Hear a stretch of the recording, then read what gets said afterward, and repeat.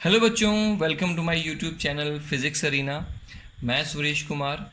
आज हम स्टूडेंट्स की डिमांड पर किरचॉफ लॉ के कुछ न्यूमेरिकल्स डिस्कस करेंगे और देखेंगे कि किरचॉफ लॉ को हम किस तरह से अप्लाई करते हैं।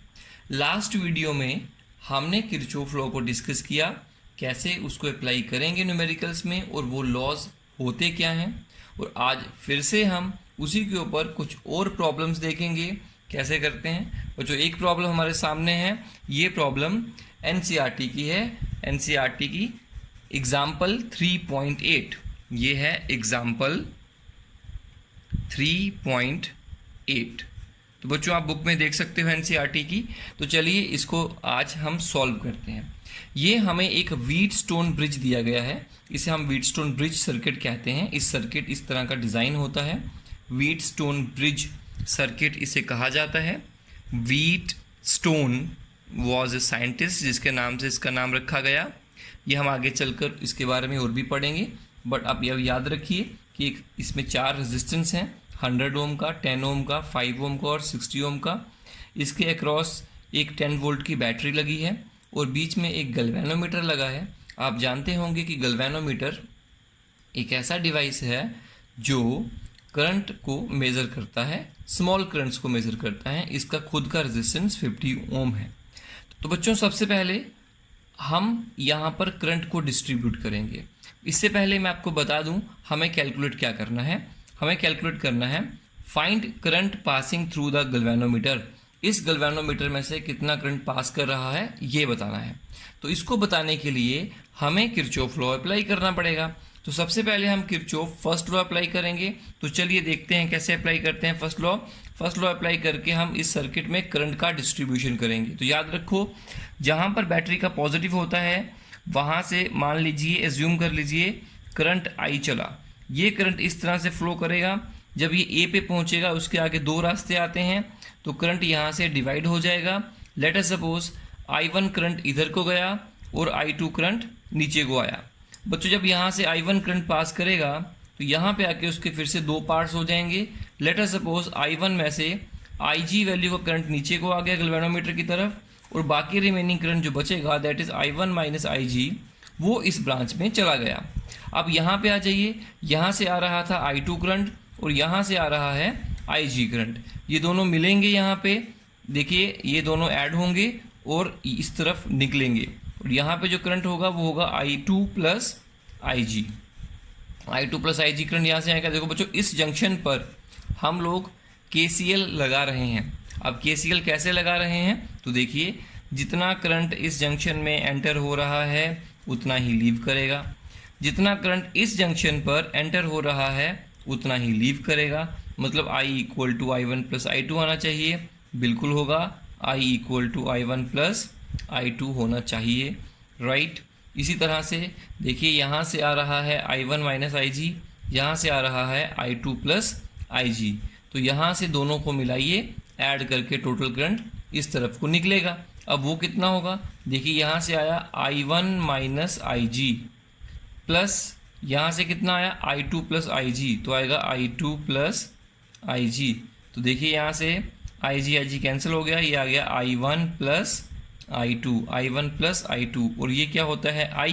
तो बच्चों देखिए फिर से यहाँ से करंट कितना निकल गया I, एंटर कितना हुआ था I और वापस कितना आया I, तो बस यहाँ पे पहुँच गया। तो इस तरह से साइकिल कंप्लीट होगा। तो ये हमने किरचॉफ फर्स्ट लॉ लगा के, जिसे हम जंक्शन लॉ भी कहते हैं, हमने करंट का डिस्ट्रीब्यूशन कर दिया। अब हम अप्लाई करेंगे इसमें किरचॉफ सेकेंड लॉ। तो चलिए देखते हैं apply KVL, Kirchhoff voltage law apply करते हैं। इसके लिए कुछ कन्वेंशंस हैं, याद रखिएगा कन्वेंशन क्या है। लास्ट वीडियो में मैंने बताई थी आप लोगों को, अभी मैं आपको फिर से रिमाइंडर दे दूंगा। सबसे पहले एक लूप को सिलेक्ट करो। In loop ACDA, I hope आपको यहाँ पर ये लूप दिख रही होगी।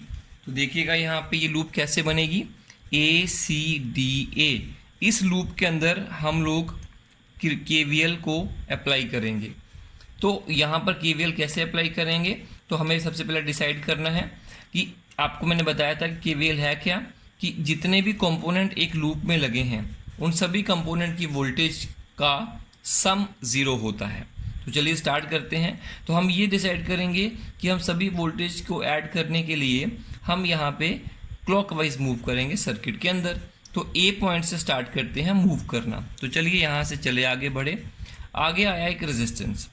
तो यहाँ पे रेजिस्टेंस के क्रॉस कितनी वोल्टेज होगी, तो बोलेंगे V इक्वल टू, हम जानते हैं V equal to I R होता है, मतलब करंट जो इसमें से पास कर रहा है मल्टीप्लाई इसका रेजिस्टेंस।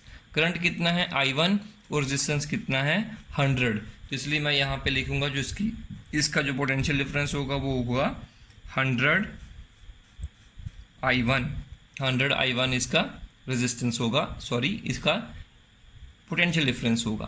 तो चलिए, और सबसे बड़ी बात, इसको प्लस लेंगे कि माइनस लेंगे, प्लस लेंगे, क्योंकि हम भी करंट की डायरेक्शन में ही मूव कर रहे हैं। चलिए उसके बाद सी पे पहुंच गए। सी से नीचे को आइए, यहाँ से आए, यहाँ पहुंचे गैल्वेनोमीटर के ऊपर। यहाँ से गैल्वेनोमीटर पर जब पहुंचे, इसका ये एक रेजिस्टेंस की तरह काम कर रहा है। सो यहाँ पर कितनी वोल्टेज होगी, तो कहेंगे करंट जो पास कर रहा है मल्टीप्लाई रेजिस्टेंस, तो 15 IG। तो यहाँ लिखूंगा 15 IG। लेकिन मुझे बताइए प्लस लिखूं कि माइनस? प्लस। क्यों प्लस लिखा? क्योंकि हम करंट की डायरेक्शन में जा रहे हैं। अगर करंट की अपोजिट डायरेक्शन में जाते तो हम यहाँ पे क्या लिखते, हम यहाँ पे माइनस लिखते। अब बच्चों यहाँ से नीचे की तरफ आइए, नीचे आइए, यहाँ पहुँचे। यहाँ से अब इस तरफ चलिए, क्योंकि हमें पूरी लूप में घूमना था तो हम यहाँ पहुँचे।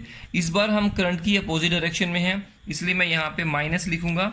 और इसके क्रॉस कितनी वोल्टेज होगी, तो कहेंगे I2 मल्टीप्लाई 60। तो 60 I2 वोल्टेज होगी। तो बच्चों देखो, ये भी वोल्टेज है, ये भी वोल्टेज है, ये भी वोल्टेज है। ये इस लूप की सारी वोल्टेजेस का सम जो होगा वो कितना होगा, 0। This is Kirchhoff law. तो हम इसे किरचॉफ लॉ कहते हैं। Let it be equation number 1। इसी तरीके से हम एक और लूप ले सकते हैं इन लूप।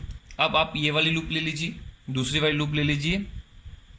हाँ, हम ये वाली लूप ले सकते हैं। देखिए लूप नंबर 2, इसमें भी हम कैसे मूव करेंगे, क्लॉकवाइज मूव करेंगे।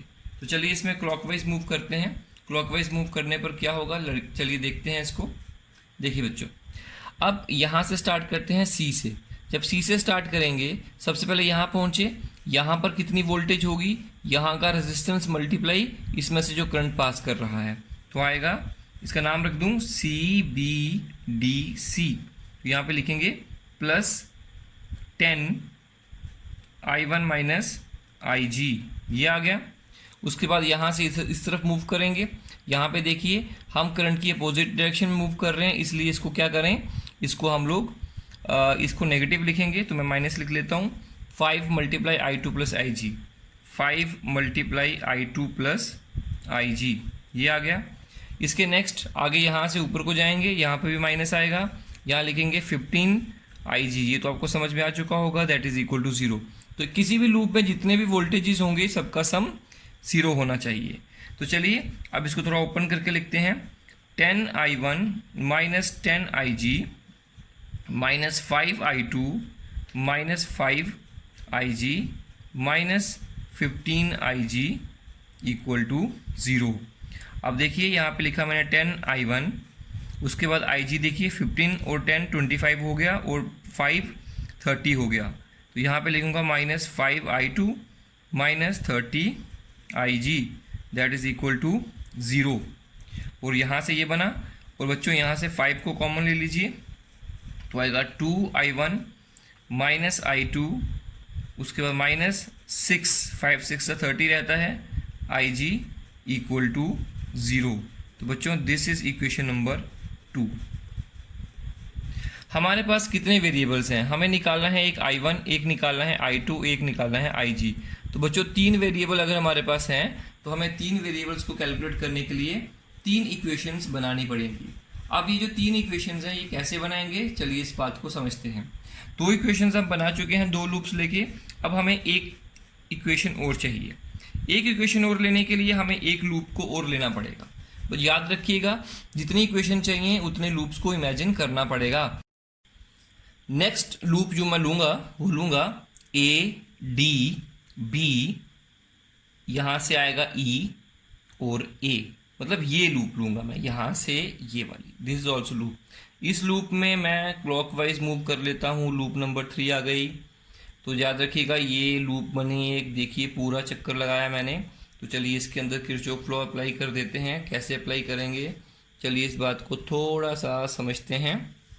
स्टार्ट करते हैं ए से, हम क्लॉकवाइज मूव करेंगे। सबसे पहले इसके पास आए, देखो करंट की डायरेक्शन में इसकी वोल्टेज लिखो। मैं लिख देता हूँ in loop A D B E, इसका नाम ये रखा ए। तो यहाँ पे क्या लिखूँगा, यहाँ लिखूँगा 60I2। उसके बाद यहाँ से आए, इधर गए, इधर लिखा, फिर इसका 5 + 5 लिखूँगा, इसका भी प्लस आएगा क्योंकि करंट की डायरेक्शन में मूव कर रहे हैं हम। 5I2 + IG। इसके आगे क्या लिखेंगे, यहाँ से चलिए यहाँ लिखो बैटरी के ऑलरेडी वोल्टेज दी हुई है, मल्टीप्लाई करने की ज़रूरत नहीं है, छोटे से बड़े पे जा रहे हैं, मैंने रूल बताया था। माइनस लगेगा, 10 आएगा। उसके बाद आगे बढ़िए, ए पे फिर से पहुँच गए, दैट इज इक्वल टू 0। यहाँ से इसको थोड़ा सा सॉल्व कर लेते हैं। 60I2 + 5I2 + IG = 10 को मैं उस तरफ ले गया। यहाँ से आप दोबारा देखिए इसको, I2 यहाँ लिखूँगा 65I2, बिल्कुल सही, और यहाँ से 5 आएगा + 5IG = 10। तो बच्चों ये जो है ये बन गई इक्वेशन नंबर 3। तो हमारे पास 3 इक्वेशन तैयार हो गई। अब हम ये कहेंगे solve equation number 1, 2 and 3 and finally आप I1 का वैल्यू, I2 का वैल्यू और IG का वैल्यू निकाल लेंगे। और जो IG का वैल्यू आएगा वो आएगा 4.87 मिली एम्पेयर। टाइम कम होने की वजह से मैं इसको कैलकुलेट नहीं कर पाऊंगा, आप प्रैक्टिस ज़रूर करिएगा। That will be it's answer.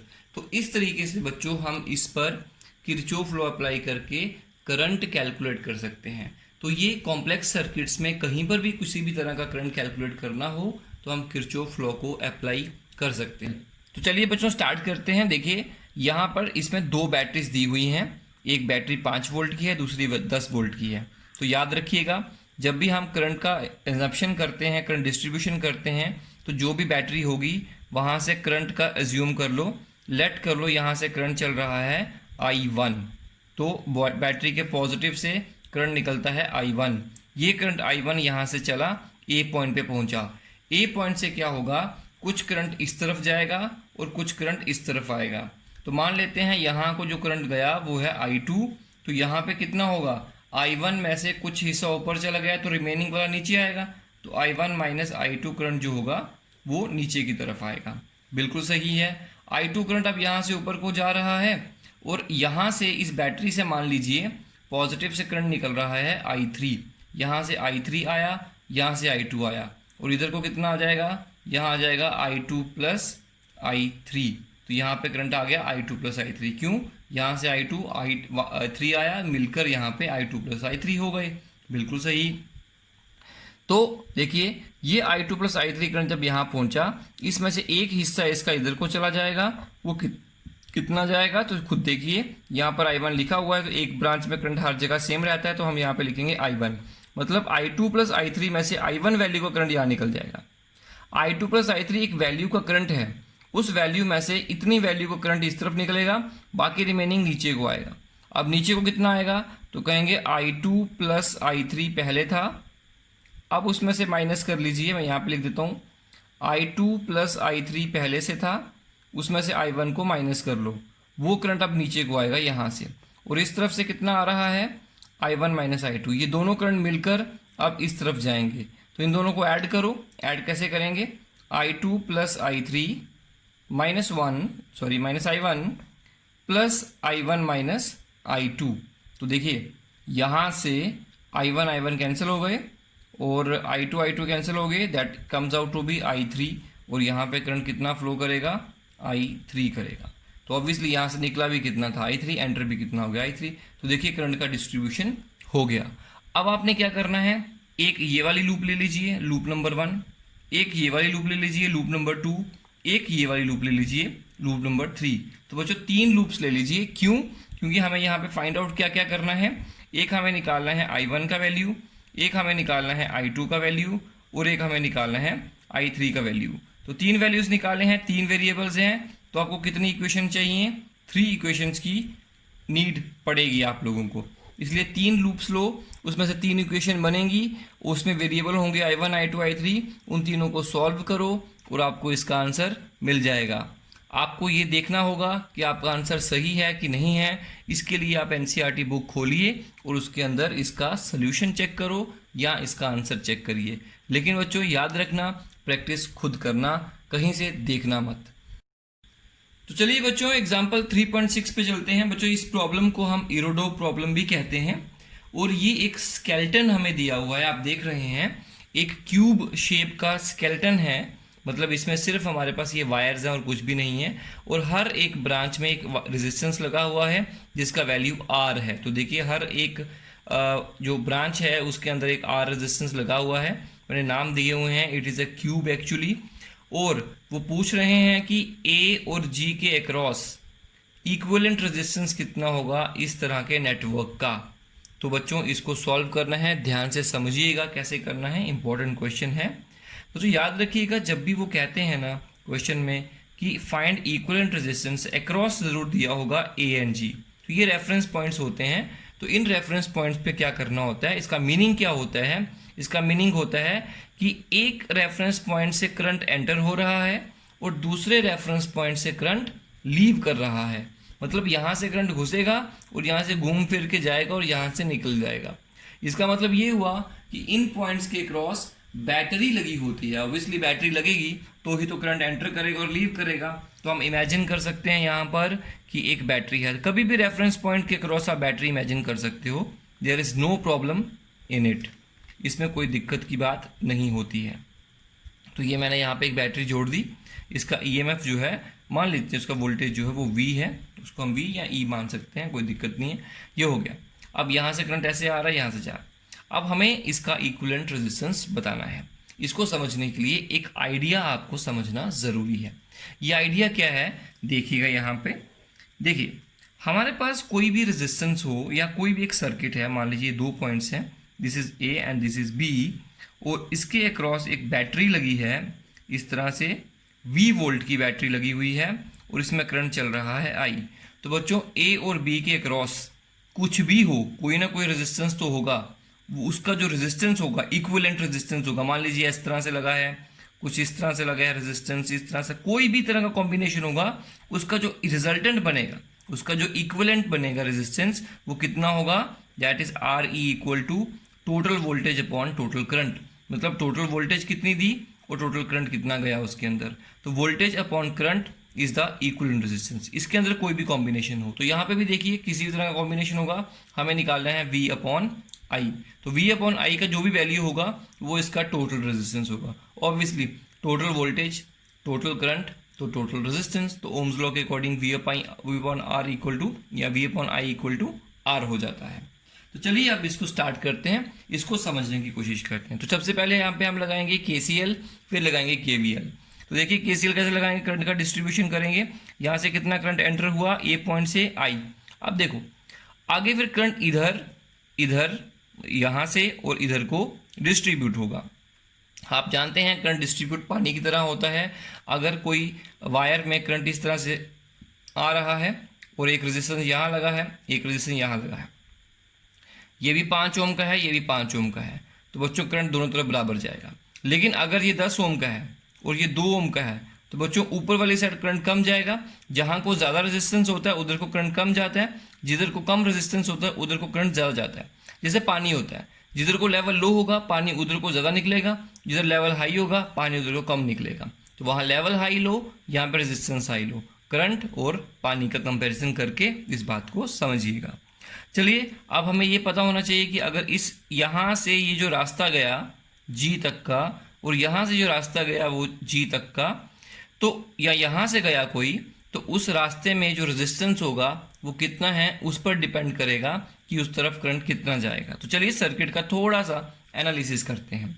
A से स्टार्ट करते हैं इस रास्ते से। देखिए यहाँ से G तक जाना है, ये रास्ता गया, आर तक पहुंचे, एक रेजिस्टेंस आया।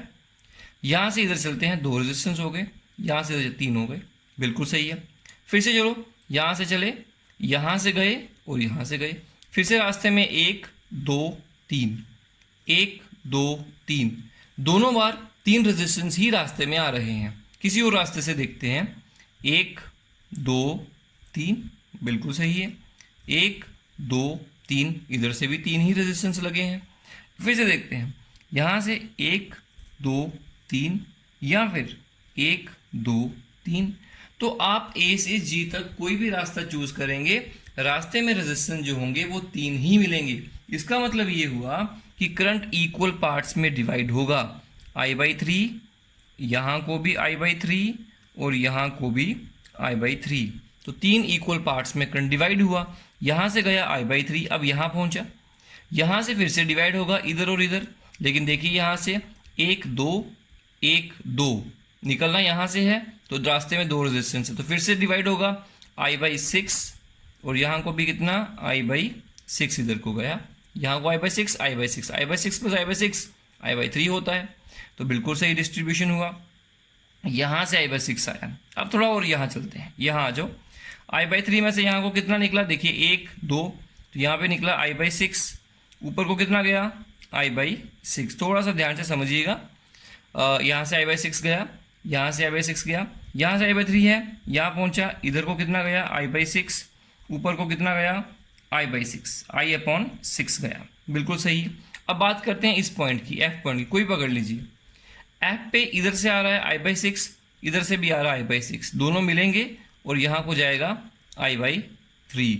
फिर से देखो C पॉइंट को पकड़ो, C पॉइंट पर देखो इधर से आ रहा है I/6, नीचे से आ रहा है I/6, तो दोनों को मिलाओ, यहाँ कितना आएगा I/3 आएगा। यहाँ से तो I/3 आ ही रहा था, यहाँ से भी I/3 आया। अब यहाँ पे आ जाओ D पॉइंट पे, यहाँ को गया I/6, यहाँ को गया I/6। अब यहाँ पे आ जाओ, यहाँ से नीचे से देखो I/6 आ रहा है, ये देखो I/6 ऊपर को चढ़ रहा है, H पे पहुँचा, यहाँ से I/6 और दोनों मिलकर जो हैं वो बनाएंगे I/3। अब देखो G पॉइंट पे I/3 और नीचे से भी I/3 और टोटल कितना हो जाएगा I। तो कितना करंट गया था, बिल्कुल सही, देखिए ध्यान से, मैं फिर से दिखाता हूँ आपको। I करंट टोटल गया था, एंटर हुआ था और निकला भी कितना I। तो इस तरीके से हम इसकी डिस्ट्रीब्यूशन करते हैं। आप वीडियो को फिर से रिवाइंड करके देख सकते हैं, मैंने कैसे समझाया। टाइम लगेगा समझने में, लेकिन इतना मुश्किल नहीं है। तो इस बात को हमने यहाँ पे समझ लिया। तो ये KCL लगाया, अब लगाएंगे KVL। तो अप्लाई KVL। KVL के लिए हमें यहाँ पे एक लूप चूज करनी पड़ेगी, तो चलिए चूज कर लेते हैं। तो यहाँ पे एक लूप का लगा लेता हूँ मैं, इन लूप ABFG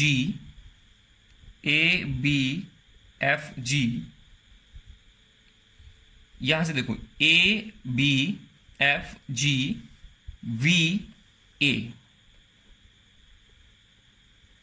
मतलब ये देखो यहां से पूरा घूम के यहाँ पे, तो ये लूप आप ले लीजिए। यहाँ पे एक नंबर 1 एक ही लूप लेनी पड़ेगी, मैं बता देता हूँ पहले ही। तो चलिए आगे स्टार्ट करते हैं इसको। थोड़ा सा मैं नीचे कर लेता हूँ इसको। चलिए देखिए, इस लूप में यहाँ से स्टार्ट करते हैं। सबसे पहले आएगा ये रेजिस्टेंस, इसके क्रॉस कितनी वोल्टेज होगी, ये होगा I/3R, बिल्कुल सही। करंट मल्टीप्लाई वोल्टेज, करंट की डायरेक्शन में जा रहे हैं, पॉजिटिव लेना पड़ेगा, कोई बात नहीं। आगे बढ़ते हैं, यहाँ पे फिर से आया प्लस I/6R प्लस फिर ये आएगा I/3R, बिल्कुल सही। ये आ गया I/3R, फिर आगे गए कुछ भी नहीं मिला, फिर आगे -V इक्वल टू 0, क्योंकि यहाँ तक हम पहुँच गए थे। तो टोटल वोल्टेज जो इस लूप में थी उसका सम 0 आ रहा है। अब इन तीनों को ऐड कर दो, ये तीनों सेम है, ये वाली टर्म और ये वाली टर्म और ये वाली टर्म सेम है। तो आप जानते हैं 1/6 प्लस 1/3 प्लस 1/3 कितना होता है, दैट इज इक्वल टू, ये आएगा 1/6 plus 2/3, that is equal to, ये आएगा 3 plus 2 12/3, that is 15/3, that is equal to 15/3 आएगा। थोड़ा सा 6 3 18 भी करना था हमें, 18 लिखा यहाँ पे हमने, तो 15/18 आएगा। 15/18 का मतलब हुआ कि हम इसको काट सकते हैं 6 के साथ, 3 के साथ, 3 5 द 15 एंड 3 6 18, तो 5/6 आएगा। या लिखूँगा 5/6 I into R equal to V को उधर ले गए। अब देखिए यहाँ से, और यहीं से मैं लिखूँगा 5/6 R equal to V upon I implies V upon I equal to 5/6 R। V upon I क्या होता है बच्चों, बताओ? V अपॉन I होता है total resistance across A and G, क्योंकि total voltage upon total current equal to total resistance. तो total resistance कितना आया, that is RE equal to 5/6 R। देखिए किस तरह से प्लान करके हमने इसको सॉल्व किया। तो इस तरह से इस क्वेश्चन को सॉल्व कर सकते हैं। ऐसे वाली प्रॉब्लम्स और भी आपकी बुक्स में दी हुई हैं, प्लीज़ उसको ट्राई करिएगा, इसको एक बार देखिए, समझिए, एक बार प्रैक्टिस करो इसको खुद, और उसके बाद दूसरी वाली प्रॉब्लम को देखिएगा।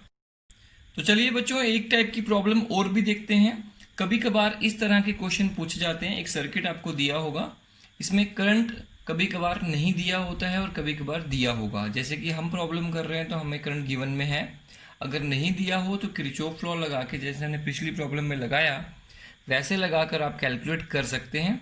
अदरवाइज अगर डायरेक्ट दिया है जैसे कि इस प्रॉब्लम में है, आपको ये बताना है कि पॉइंट ए और पॉइंट डी दोनों के बीच में पोटेंशियल डिफरेंस कितना होगा। तो हमें इसको कैलकुलेट करना है। अब ये कैसे कैलकुलेट करेंगे, चलिए इस बात को समझते हैं। तो देखिए बच्चों, मान लेते हैं पोटेंशियल ए पॉइंट पर कितना है, लेट इट बी VA है।